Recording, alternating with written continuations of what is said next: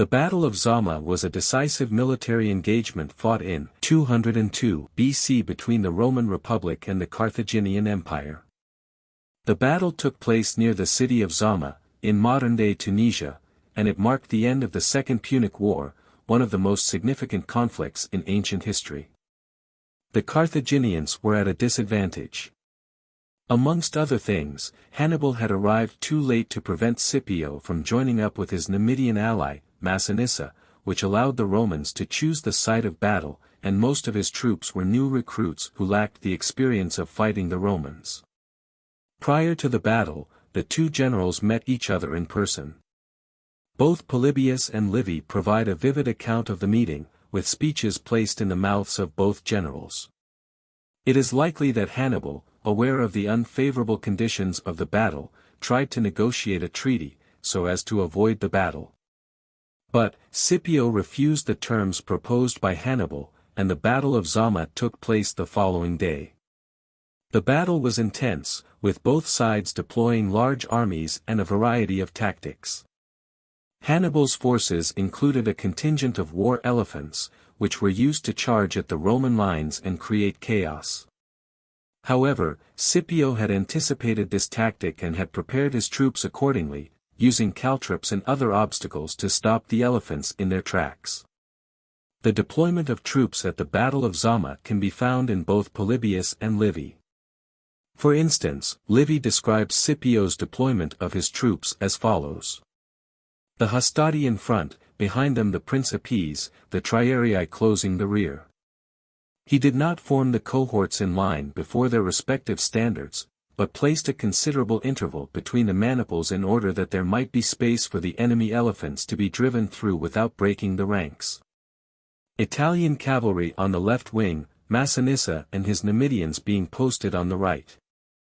The Velites were stationed at the head of the lanes between the columns of maniples with instructions to retire when the elephants charged and shelter themselves behind the lines of maniples, or else run to the right and left behind the standards and so allow the monsters to rush on to meet the darts from both sides.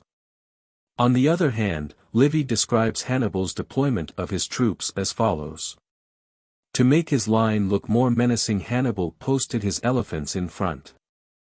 He had 80 altogether, a larger number than he had ever brought into action before. Behind them were the auxiliaries, Ligurians and Gauls, with an admixture of Balearics and Moors.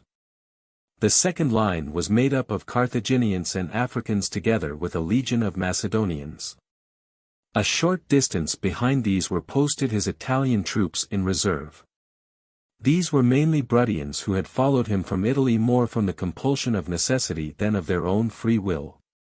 Like Scipio, Hannibal covered his flanks with his cavalry, the Carthaginians on the right, the Numidians on the left. When the battle began, the Romans dealt with the elephants first. According to Livy, the trumpets and horns of the Romans were sounded and such a clangor arose that the elephants, mostly those in front of the left wing, turned upon the Moors and Numidians behind them. Whilst some of the elephants managed to charge the Romans, the arrangements made by Scipio served to counter the beasts. In the meantime, the Roman cavalry defeated the Carthaginians on both sides, leaving Hannibal's infantry exposed on both flanks. The Carthaginian infantry was also easily beaten, and the decisive moment came when the Roman cavalry, which had been pursuing the fleeing Carthaginian cavalry, returned, and attacked the enemy's infantry in the rear. The Carthaginians were routed, and the Romans emerged victorious from the battle. According to Polybius, more than 1,500 Romans fell, the Carthaginian loss amounted to 20,000 killed and nearly the same number of prisoners. The Battle of Zama is considered to be one of the most significant battles of the ancient world, due to the impact that it had on the subsequent history of the Mediterranean world. Thus, with the destruction of Carthage, Rome was now the sole superpower in the Western Mediterranean.